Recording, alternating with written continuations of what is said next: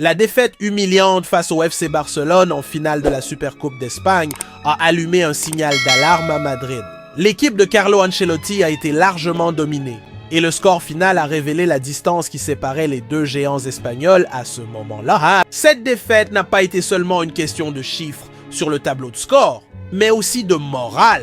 Car les supporters et la direction s'attendent à ce que le Real Madrid conserve son statut de protagoniste dans toutes les compétitions. La pression sur Ancelotti a considérablement augmenté avec des critiques concernant la posture tactique de l'équipe et l'absence de réaction convaincante sur le terrain. La confiance envers la direction de l'entraîneur italien semble suspendue à un fil et maintenant il doit fournir des réponses rapides pour éteindre les flammes du mécontentement. Sous cette pression, Carlo Ancelotti opte pour des mesures radicales afin d'essayer de redresser la trajectoire de l'équipe.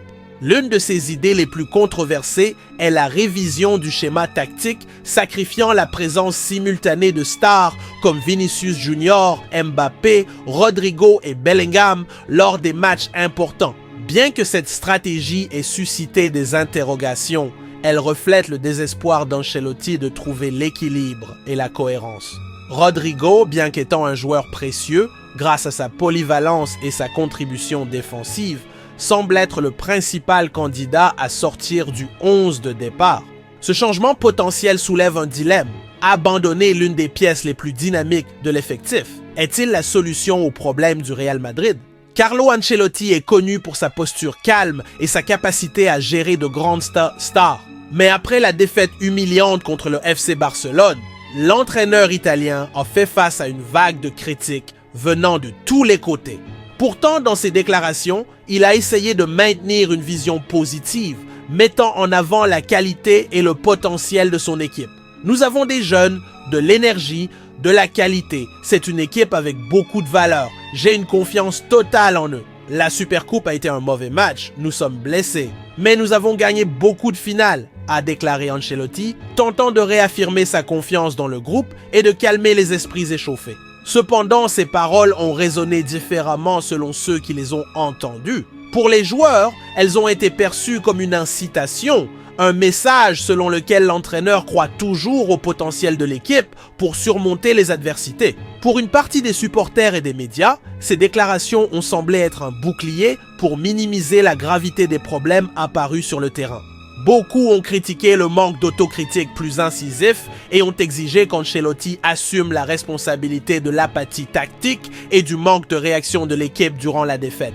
La confiance transmise par Ancelotti pourrait être une arme à double tranchant. Tandis qu'il cherche à apporter de la tranquillité dans un moment de crise, l'atmosphère autour du club exige des changements pratiques et des résultats immédiats. Ces déclarations, bien qu'optimistes, contrastent directement avec ce que les supporters ont vu sur le terrain. Une équipe désorganisée, incapable d'imposer sa qualité face à un rival historique. Et ce contraste ne fait qu'augmenter la pression sur ses prochaines décisions, car tout nouveau faux pas sera interprété comme une preuve que ses paroles n'étaient que des discours vides.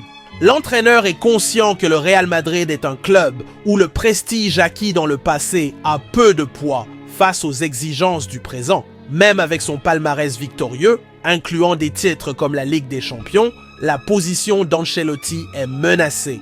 Au Santiago Bernabéu, les déclarations publiques sont aussi scrutées que les décisions tactiques sur le terrain, et l'absence de réponse rapide pourrait devenir l'élément déterminant pour son avenir. Si les résultats ne s'améliorent